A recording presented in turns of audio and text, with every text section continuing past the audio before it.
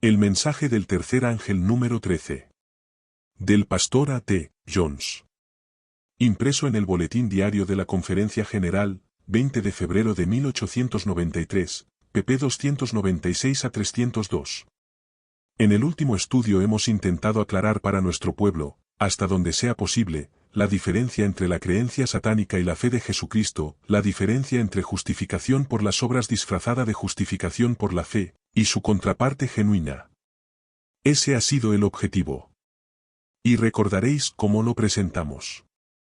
Eso nos llevó al tema que está ahora siempre ante nosotros, que hemos de tener la enseñanza de la justicia, de acuerdo con la justicia. Y eso puede darse, como vimos ya, solamente según la idea de Dios sobre la justicia en lugar de la nuestra, y hemos de tener la mente capaz de comprenderla, que es sólo la mente de Jesucristo. ¿Quién no tiene la mente de Cristo? ¿Quién no se ha negado a sí mismo, y a todo lo que es y tiene, y recibido la mente de Cristo en lugar de ello, no sabe, ni puede saber en qué consiste la justicia, o justificación por la fe? Puede profesarla, puede asentir, puede pretenderla, pero siempre sin conocerla, ya que nadie la puede conocer con la mente natural. Vayamos a la Biblia, y leamos donde habla al respecto. 1 Corintios 2 y 14. El hombre natural no percibe las cosas que son del Espíritu de Dios, porque para él son locura. Esa es la precisa manera en que han tratado la justicia por la fe cientos de personas que profesan creer en ella. Pastor Louis Johnson, los sacerdotes de la Iglesia del Estado en Escandinavia la predican de ese modo. Sí, los católicos la predican así. Con la mente natural no puede ser de otra forma. Y eso sucederá siempre con aquel que no posea la mente de Cristo. Pero el que no posee esa mente, no se da cuenta. Cree que está en lo correcto, cree que ha captado la justicia de Dios que es por la fe. Lo que tiene no es tan bueno como para evitar que esté siempre necesitado de añadirle parches y remiendos, pero aún así piensa que eso es justicia por la fe. El hombre natural no percibe las cosas que son del Espíritu de Dios, porque para él son locura, y no las puede entender, porque se han de discernir espiritualmente. Por lo tanto, ¿puede alguien conocer la justicia de Dios con la mente natural? Apelo a vosotros. No presto atención a quienes sois, si habéis oído jamás sobre Cristo en vuestra vida anterior, tomad ahora ese versículo, analizando qué es lo que dice. ¿Cómo puede alguien conocer la justicia de Dios con la mente carnal con la mente de Satanás? ¿Podrá? Congregación, no, ¿puede la mente de Satanás conocer la mente de Dios? La ley de Dios es la justicia de Dios expresada en letras, en palabras, en los 10 mandamientos. No sé de ningún adventista del séptimo día que esté en desacuerdo con eso. El problema es que muchos procuran obtener la justicia de Dios a partir de la ley, mediante la ley. Otros, por el contrario, la obtienen sin la ley, por medio de la fe de Jesucristo, para todos los que creen en Él, porque no hay diferencia. Ahora, y significa ahora, aparte de la ley, se ha manifestado la justicia de Dios, testificada por la ley y por los profetas, la justicia de Dios por medio de la fe de Jesucristo, para todos los que creen en Él, porque no hay diferencia. Romanos 3, 21-22. El que la obtiene de esa forma, la posee realmente. No obstante, todos estarán de acuerdo en que los 10 mandamientos expresan la justicia de Dios en palabras. Los designios a la mente de la carne son enemistad contra Dios, porque no se sujetan a la ley de Dios, ni tampoco pueden. Romanos 8, 7. ¿Cómo podría entonces la mente carnal conocer la justicia de Dios? ¿Cómo podría la mente carnal sujetarse a ella? No puede, dice el Señor. Por lo tanto, el que tiene solo una mente carnal, el que conoce únicamente el nacimiento natural y carece de la mente de Jesucristo, no puede conocer la justicia de Dios que es por la fe de Jesucristo. Y ahora, cuando el Señor quiere revelarnos la justicia de Dios de acuerdo con la justicia, cuando desea darnos la enseñanza de la justicia de acuerdo con la justicia, ahora como nunca antes en la tierra, debemos poseer solo la mente de Jesucristo. Los designios a la mente de la carne son enemistad contra Dios, porque no se sujetan a la ley de Dios, ni tampoco pueden. ¿Se sujeta la mente de Cristo a la ley de Dios? Congregación, sí, ¿sucedió en algún tiempo de otra forma? Congregación, no. La mente de Cristo siempre estuvo sujeta a la ley de Dios. Toda la Biblia, por supuesto, es la exposición de la ley de Dios tal cual es en Cristo. Por lo tanto, ¿Acaso no estuvo siempre la mente de Cristo sujeta a la ley, a la palabra de Dios? Sin duda alguna. Allí donde fuera leída la palabra de Dios, ¿cómo la recibía la mente de Cristo? De forma instantánea. Nunca decía, me pregunto cómo es posible que sea así, nunca dijo, bien, pienso que eso significaría tal cosa, no lo podéis imaginar diciendo, ¿no exageras un poco en la lectura de ese texto, no podrías modificarlo un poco? ¿Se sintió alguna vez contrariado por lo que la Biblia declaraba sobre alguna cosa, o por lo que el Señor dijese? No. Allí donde se presentara la palabra del Señor, la mente de Cristo respondía instantáneamente. Hermanos, podéis, y todo hombre en el mundo puede conocer y tener ese preciso tipo de mente. Sé que podéis tener ese tipo de mente que responde instantáneamente a la palabra de Dios, sin cuestión, duda ni señal de rechazo. Podéis saber al respecto, si vosotros y yo tenemos una mente como esa, al ser leída la palabra de Dios, no habrá un levantarse en contra, objeción o disensión. ¿Es esa la mente de Cristo? Congregación, sí. Así pues, es bien fácil saber si tenemos o no la mente de Cristo. Si vuestra mente y la mía, si nuestra disposición no está en esa situación de entrega a Dios, de tal forma que cuando Él habla, mediante la palabra aquí, o mediante sus profetas, y hay algo en esta mente o en este corazón que se levanta objetando y disintiendo, entonces, ¿qué mente tenemos? Congregación, la mente carnal. Esa es la mente que comenzó a objetar en el principio. Ha llegado el tiempo de que nos deshagamos de ella. Pero afirmo que podemos tener ese preciso tipo de mente que, allí donde hable la palabra de Dios, responde inmediatamente. No hay nada en esa mente que se levante en oposición contra la palabra. Esa no es la mente natural para el hombre, pero el hombre puede tenerla, y puede saber que la posee, y esa es la mente que hemos de tener. Esa es la mente a la cual el Señor puede revelar su justicia de acuerdo con la justicia, porque es la mente que recibe de Dios exactamente lo que Dios tiene para darle, en la precisa forma en que se lo quiere dar, y no en ninguna forma en la que yo pueda arreglarlo, modificarlo o descontar de ello. Así pues, el hombre que recibe la idea, la verdad, la justificación por la fe o justicia por la fe, de acuerdo con su propia idea o punto de vista sobre ella, simplemente no la puede recibir. No la obtiene, ni más ni menos. Es la misma idea satánica sobre la justicia por la fe, es el mismo sistema católico romano de justificación por las obras, camuflado como si fuese justificación por la fe. Y ha llegado el tiempo en el que, en un sentido mucho más profundo del que soñamos la mayoría de nosotros, necesitamos estar seguros de que poseemos la justicia de Dios y la justificación por la fe en otro sentido del que la emplean los católicos romanos. Eso es seguro. Leeré uno o dos pasajes que nos conectarán con lo que consideramos anoche. En Testimonies for the Church, volumen p. 186, leo acerca de cuál es el objetivo del mensaje a la Odisea.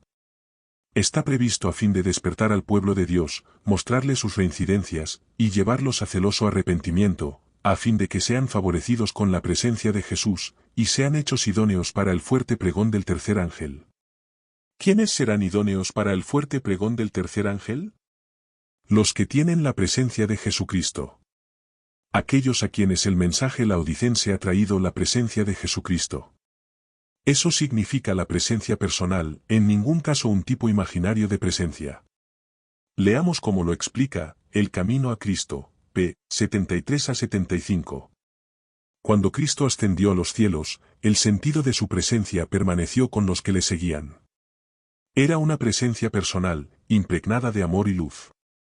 Jesús, el Salvador que había andado, conversado y orado con ellos, que había dirigido a sus corazones palabras de esperanza y consuelo, había sido llevado de su lado al cielo mientras les comunicaba un mensaje de paz, y los acentos de su voz, «He aquí, yo estoy con vosotros todos los días, hasta el fin del mundo», les llegaban todavía cuando un coro de ángeles le recibió.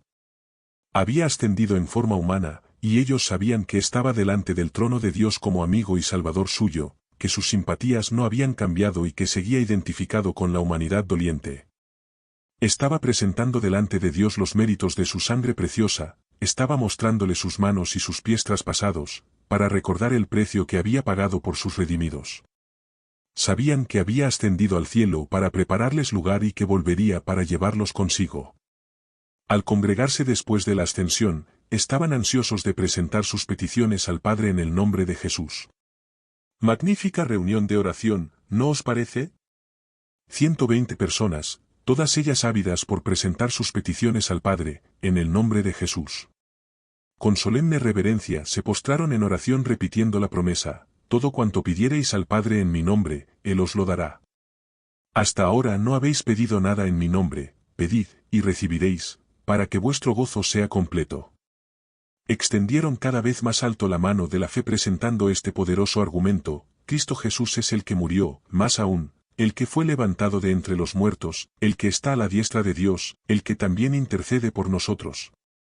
El día de Pentecostés les trajo la presencia del Consolador, de quien Cristo había dicho: estará en vosotros. Les había dicho además: os conviene que yo vaya, porque si no me fuere, el Consolador no vendrá a vosotros, mas si me fuere, os lo enviaré. Y desde aquel día, mediante el Espíritu, Cristo iba a morar continuamente en el corazón de sus hijos.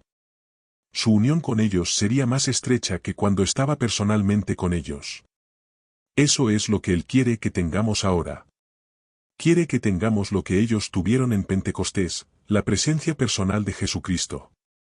Y si la tenemos, su unión con nosotros será más estrecha que si estuviese aquí corporalmente. Quiere venir más cerca de vosotros y de mí de lo que estaría si acudiera a estas reuniones cada noche y se sentara entre nosotros. Ese es ahora su deseo. La luz, el amor y el poder de la presencia de Cristo resplandecían de tal manera por medio de ellos que los hombres, al mirarlos, se maravillaban y al fin los reconocían, que eran de los que habían estado con Jesús. Observad esta declaración en el Testimonio, número 31, p. 156. El mensaje, llevado en el amor de Cristo, teniendo siempre ante nosotros el valor de las almas, arrancaría, hasta incluso de los mundanos, el reconocimiento: son como Jesús. Ha llegado el tiempo en el que Él desea que demos el mensaje de ese modo, y Él hará que así suceda. Si los que profesan hoy su nombre no le permiten venir en su plenitud, a fin de que puedan llevar de esa forma el mensaje, Él encontrará un pueblo que lo hará. Es el punto en el que ahora estamos. No podemos perder más el tiempo. Todo lo que Cristo fue para sus primeros discípulos desea serlo para sus hijos hoy, pues en su última oración, que elevó estando junto al pequeño grupo reunido en derredor suyo, dijo: no ruego solamente por estos, sino por aquellos también que han de creer en mí por medio de la palabra de ellos. Oró por nosotros y pidió que fuésemos uno con Él, como Él es uno con el Padre. ¡Cuán preciosa unión! El Salvador había dicho de sí mismo: no puede el Hijo hacer nada de sí mismo, el Padre, morando en mí, hace las obras. Si Cristo está en nuestro corazón, obrará en nosotros. Aquel que está tan ansioso y lleno de temor porque no se le permita tener obras que realizar, porque se vayan a destruir todas sus obras, si Cristo mora en su corazón, encontrará obras por hacer. Hermanos, no estéis ansiosos acerca de las obras, encontrad al Señor Jesucristo, y encontraréis labor, más de las que podéis realizar. Congregación, amén. Pero el problema viene cuando las personas fijan sus mentes en las obras, en lugar de fijarlas en Jesucristo a fin de obrar, pervirtiéndolo todo. A Satanás poco le importa cuánto profese una persona creer en la justificación por la fe y la justicia por la fe, con tal que su mente esté puesta en las obras. Ese es precisamente el pensamiento puesto ante nosotros anoche, en la definición de la fe que quisiera hoy recordar, del camino a Cristo, p. 63. Cuando hablamos de la fe debemos tener siempre presente una distinción. Hay una clase de creencia enteramente distinta de la fe. La existencia y el poder de Dios, la verdad de su palabra, son hechos que aun Satanás y sus huestes no pueden negar en lo íntimo de su corazón. Ellos creen en eso, pero ¿qué poder les trae su creencia? ¿Que los haga justos, o que los capacite para realizar buenas obras? ¿Qué poder hay en su creencia? ¿Qué poder les da? Congregación, ninguno. No, el poder está alejado, mantenido lejos a modo de teoría, retenido a fin de ser observado desde la distancia, sostenido como un credo, y así, hasta un espíritu puede creer en la existencia y poder de Dios, puede creer en la verdad de la Biblia, puede creer que Jesús es el Mesías, el Hijo de Dios, el Santo de Dios, y ser el diablo. Y en la forma de un papista puede creer todo eso tal como hemos dicho, y profesar al mismo tiempo la justificación por la fe, y puede ser un gran defensor de lo que llaman buenas obras. Sí, puede esforzarse sin medida a fin de ser bueno, de ser justo, a fin de mover a Dios, tal como leímos en el tema anterior. Sabéis que lo hacen, que hacen peregrinaciones y penitencias, que se flagelan literalmente, privándose de toda comodidad terrenal. Pero, ¿quién hace las obras? ¿Quién es el que obra en todo ello? El yo obra, a fin de hacerse justo, a fin de obtener ese tesoro del mérito que asegurará un incremento en la gracia en este mundo, y de la gloria en el cielo. Ese es el objetivo, ¿no es así? Congregación, sí, ¿quién es, pues, el que está obrando? Congregación, el yo. ¿Se han sometido la mente y el corazón a Dios? ¿Han sido puestos en él los afectos? ¿Existe una total entrega a él? No. Por lo tanto, el yo sigue estando en todo. ¿Quién ha de efectuar la obra, para que puedan ser siempre buenas obras? Leamos de nuevo, si Cristo está en nuestro corazón, Él obrará en nosotros, así el querer como el hacer, por su buena voluntad. Obraremos en la medida en que Él obra, manifestaremos el mismo Espíritu. Y así, amándole y estando en Él, creceremos en todo en aquel que es la cabeza, esto es, Cristo, F 4 y 15. Eso es lo que desea el Señor, y es eso en lo que consiste la mente de Cristo. Tal como razonamos en la pasada reunión, no puedo tener la mente de Cristo separadamente de Él. No puedo tener la mente de Cristo sin tenerlo a Él personalmente. Pero la presencia personal de Jesucristo es precisamente lo que Él quiere darnos mediante el Espíritu Santo, en el derramamiento de la lluvia tardía, justamente ahora. La presencia personal de Cristo es lo que Él desea darnos. Y ahora el resto de esa definición de creencia, una persona puede creer en la existencia y el poder de Dios, puede creer la verdad de la Biblia, puede creer y decir que Jesucristo es el Mesías, el Hijo de Dios, el Santo de Dios, y aún así ser un diablo, pero eso no es fe. No hay poder en ese tipo de creencia para auxiliar a nadie. ¿Acaso no se trata de la clave en todas esas exhortaciones que hemos ido recibiendo en los testimonios todos estos años, a propósito de que no debemos mantener la verdad al atrio exterior, sino que hemos de llevarla al santuario interior del alma? ¿No es eso lo que significa? Congregación, sí, no se trata de la idea humana de mantener la verdad alejada, de verla como una teoría, y poner la propia interpretación sobre ella, para ir después por nosotros mismos a hacer aquello que creemos? Eso no es fe. Donde no solo existe una creencia en la palabra de Dios, sino que la voluntad se somete a Él, donde se le entrega el corazón y los afectos se aferran a Él, el camino a Cristo, p. 63. Las anteriores son expresiones llenas de significado, que vale la pena tomar en consideración. La voluntad se somete a Él, ¿lo hacéis? ¿Habéis sometido a Él vuestra voluntad, de modo que nunca retrocedáis y la ejerzáis a vuestra propia manera o por vosotros mismos? ¿Tiene Él vuestra voluntad? Alguien dirá, pienso que la tiene. ¿Dudas? ¿No es así? Dirá algún otro, he intentado someterle mi voluntad. Bien, pues pon fin a tus intentos, somete a Él tu voluntad de una vez por todas, y conoce que lo has hecho realmente. Cuando has sometido tu voluntad a Él, tus deseos, impulsos o inclinaciones no te llevan en ninguna situación a ejercer tu yo. Es tu privilegio el saber que es así. Puedes saber cuándo sucede tal cosa. Voz, ¿cómo? Muy fácil, sometiendo tu voluntad a Él. Dile al Señor que tu voluntad es suya, y que es suya. Si no sabes si tu voluntad es suya o no, es que no es suya. Aquel que entregó su voluntad al Señor, tiene conocimiento del hecho. Se vuelve un hombre espiritual, y conoce lo que nunca antes en toda su vida conoció.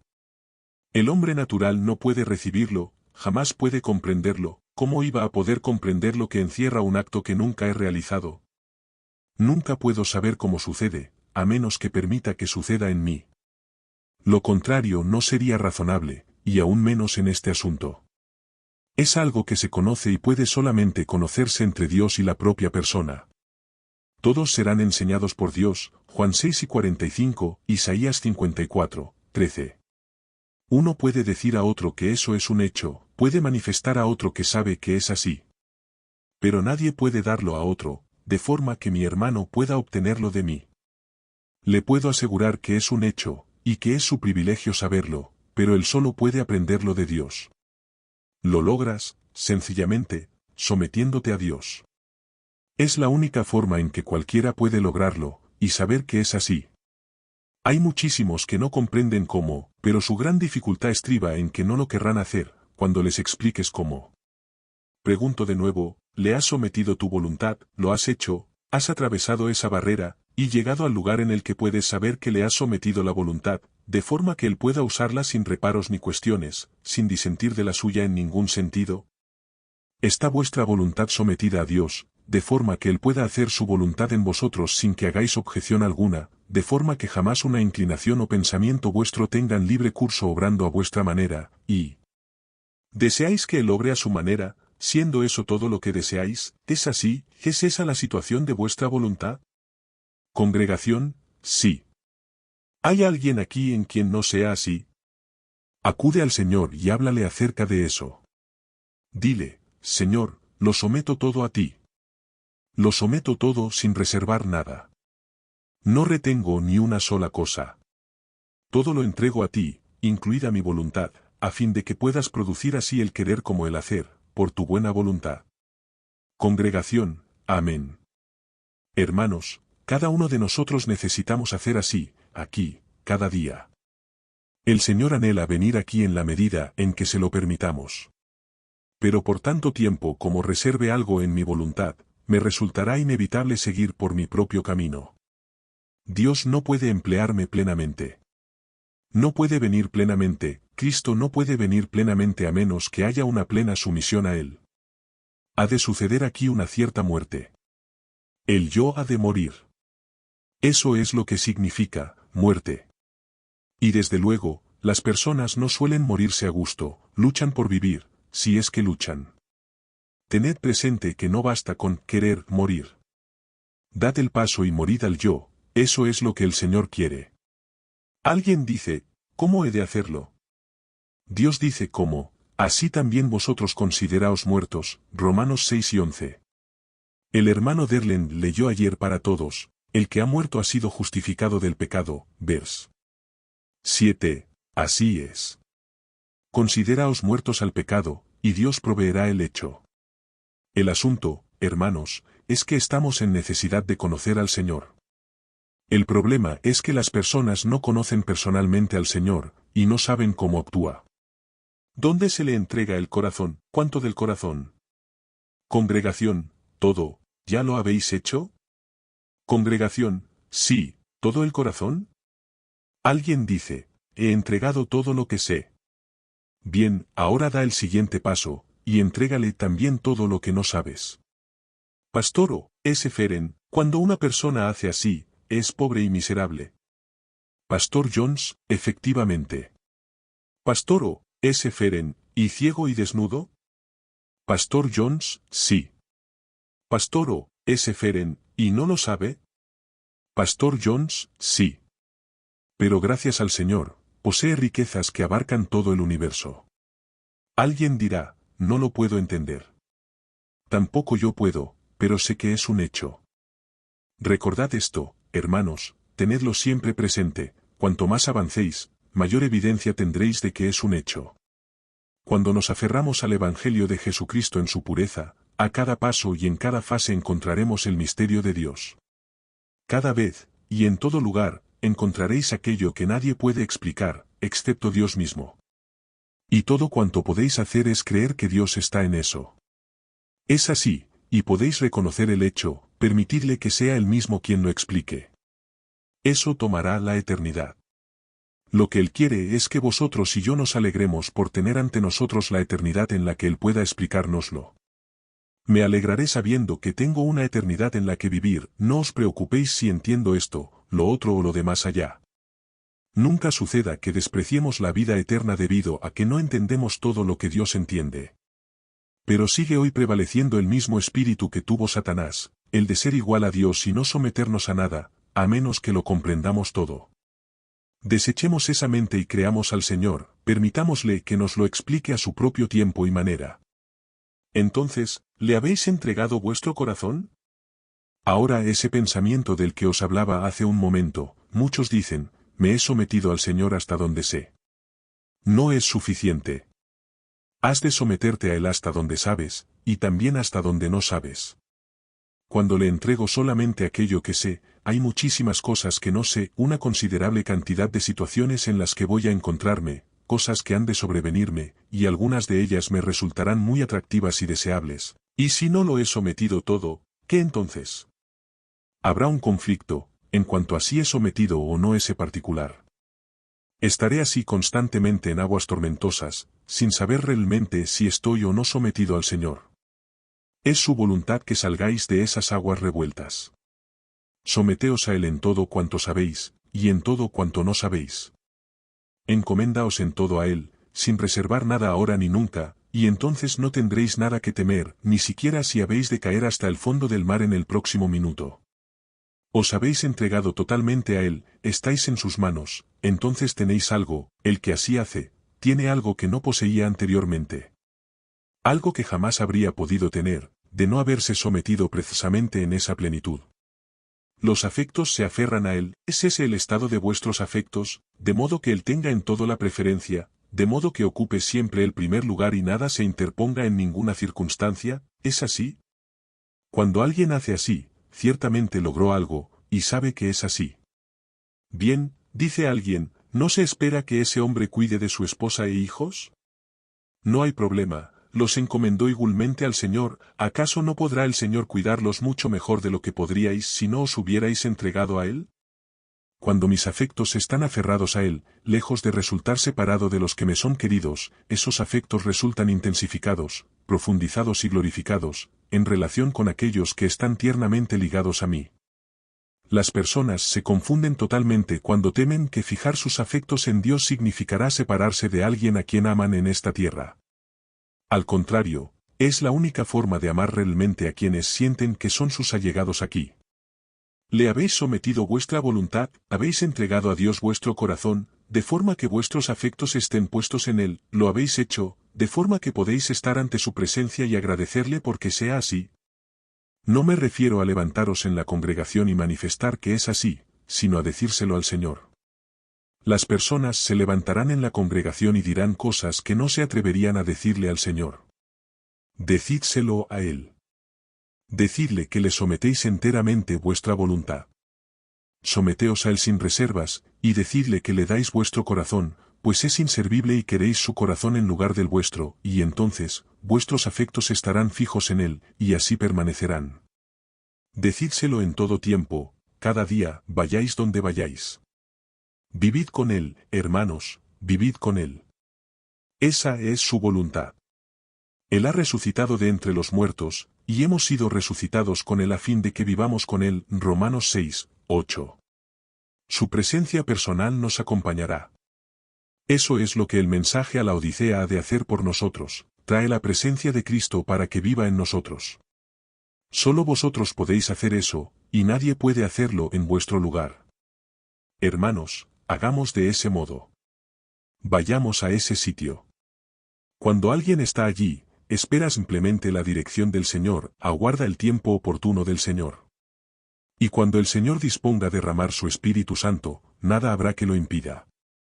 Si es que hubiera algo que ese alguien no supiera, no supone problema alguno, eso fue igualmente sometido ya con anterioridad. Aunque hubiese sido tan querido como el ojo derecho, fue entregado ya hace tiempo. Partió, gracias al Señor, de forma que no hay nada entre vosotros y Él, y puede derramar abundantemente su Espíritu cuando juzgue oportuno. Ese es el punto en el que quiere que estemos vosotros y yo en esta asamblea, esperando que Él nos enseñe justicia de acuerdo con la justicia. Ahora, ¿cuánto de Cristo hemos de tener? Cuando la presencia personal de Cristo venga a nosotros, Él estará más cercano que si viniera de forma visible a reunirse con nosotros cada día, ¿es así? Congregación, así es. Bien, pues eso es el Evangelio, ¿no os parece? Se trata de la justicia de Dios, que es por la fe de Jesucristo. En eso consiste el Evangelio, pues en él la justicia de Dios se descubre de fe en fe, Romanos 1:17, no dice de fe en obras, no. La justicia de Dios se descubre de fe en fe, gracias al Señor. La presencia de Cristo, la presencia personal de Cristo, Cristo en vosotros, la esperanza de gloria, en eso consiste el Evangelio, ¿no es así? Ahora observad, y no tiene por qué haber una partícula de confusión o duda en esta cuestión de la fe y las obras. Cristo estuvo una vez en el mundo, ¿no es así? Congregación, sí. No hizo nada por sí mismo. No puedo yo hacer nada por mí mismo, Juan 5:30. El Padre moraba con él, y es quien hacía las obras. El Padre, que vive en mí, él hace las obras, Juan 2:10. Como me envió el Padre, así también yo os envío, Juan 8:21. Cristo ha de estar en nosotros, tal como Dios estuvo en Cristo. ¿Está sucediendo? Congregación, sí, ¿es Cristo el mismo ayer, y hoy, y por los siglos? Congregación, sí, como actuó cuando estuvo en la tierra, en nuestra carne, fue mi carne la que tuvo, fue la vuestra. Anduvo haciendo bienes, asistió a los enfermos, simpatizó con ellos. Ciertamente llevó en nuestras enfermedades y sufrió nuestros dolores, Isaías 53:4. Los lleva aún. Su simpatía por los dolientes era tan entrañable que cuando ministraba en su favor, entraba realmente en los sentimientos de ellos, llevaba en verdad sus enfermedades. ¿Cómo actuará al venir ahora a nuestra carne? Congregación, de la misma manera, ¿cómo actuará al estar en vuestra carne? Congregación, igual que entonces. ¿No veis la manera en que las obras surgen por ellas mismas en aquel que tiene fe en Jesucristo? Y no me estoy refiriendo a ese tipo de creencia satánica, sino a la auténtica fe. ¿No veis lo que pierden los que fijan su mente en las obras, en lugar de fijarla en Cristo? Pierden el origen y poder mismos que son lo único que puede obrar el bien, que puede alcanzar y ministrar a los enfermos, a los pobres, en el espíritu correcto. ¿No habéis visto nunca a personas que ministran a los pobres y enfermos de forma que les hacen sentirse peor que si nunca hubieran ido allí? ¿No es ese el tipo de ministerio que Jesucristo realiza? No. Es Cristo en vosotros. Y cuando Él va con vosotros y en vosotros, dice el testimonio que arrancará, hasta incluso de los mundanos, el reconocimiento, son como Jesús. ¿Qué quiere Dios que vea el mundo en nosotros? Congregación, a Cristo. Él quiere que el mundo vea a Cristo en nuestras vidas, la vida de Cristo, Cristo en vosotros, la esperanza de gloria, y ellos lo sabrán y vosotros lo sabréis.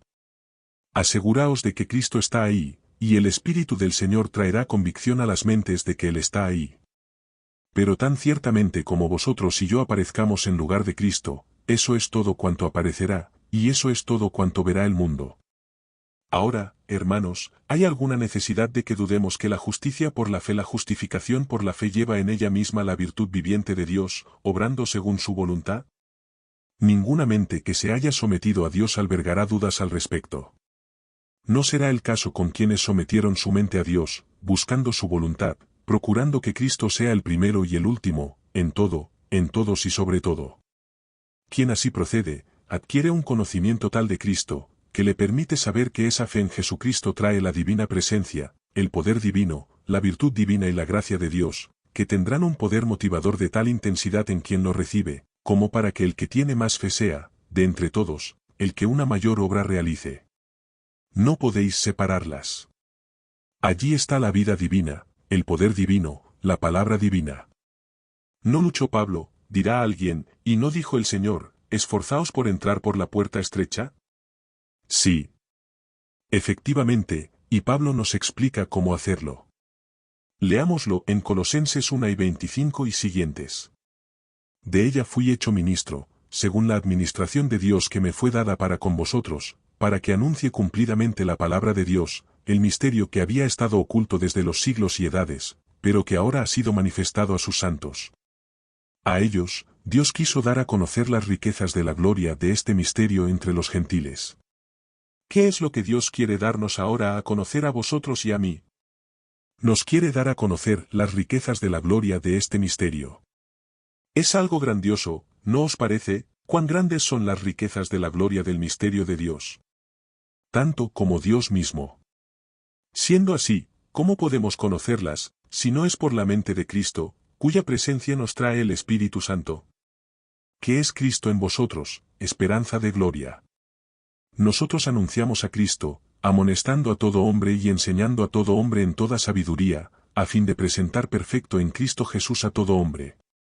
Para esto también trabajo, luchando según la fuerza de Él, la cual actúa poderosamente en mí. ¿Cómo podría luchar, si no tuviera nada con que luchar? Sin mí nada podéis hacer. Por lo tanto, ¿cómo podríamos luchar sin Cristo? Muertos en delitos y pecados, ¿es así, puede un muerto luchar? Cuando aún éramos débiles, Romanos 5, 6, éramos débiles. Congregación, sí.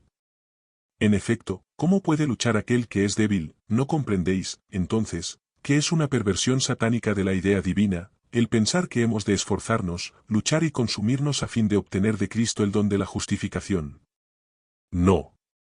Se trata del don gratuito de Dios a todo hombre, y todo aquel que lo reciba, recibe ciertamente al mismo Jesucristo.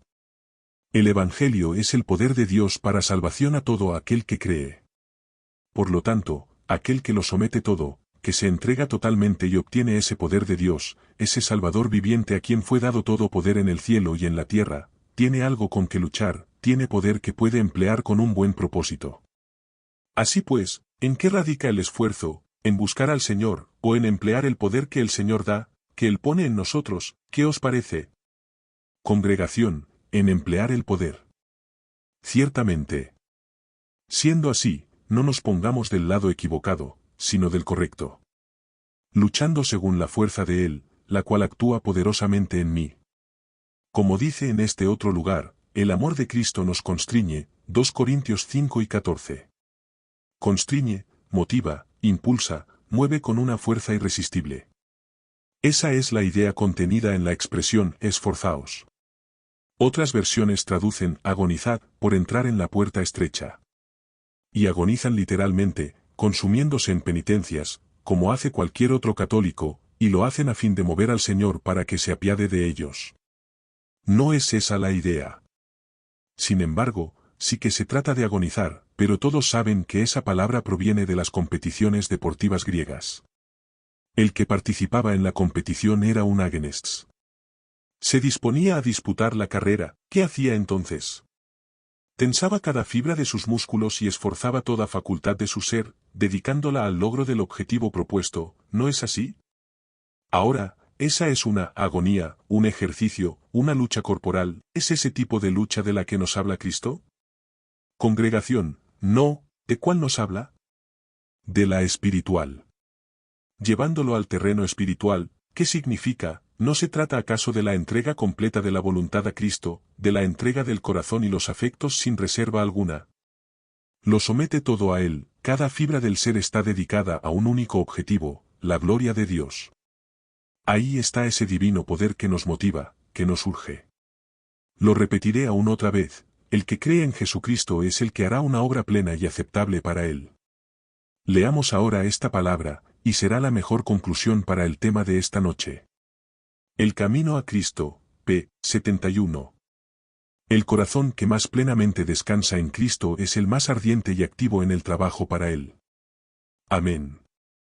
Congregación, amén. Nunca olvidéis eso. Jamás penséis que aquel que decide reposar totalmente en Jesucristo es una persona física o espiritualmente ociosa.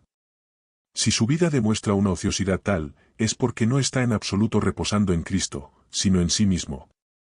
El corazón que más plenamente descansa en Cristo será el más ferviente y activo en el servicio a Él. Tal es la auténtica fe, una fe que traerá sobre vosotros el derramamiento de la lluvia tardía, nos traerá a vosotros y a mí la enseñanza de la justicia de acuerdo con la justicia, la viva presencia de Jesucristo a fin de prepararnos para el fuerte pregón y para que llevemos el mensaje del tercer ángel de la única forma en que desde esta asamblea podemos llevarlo.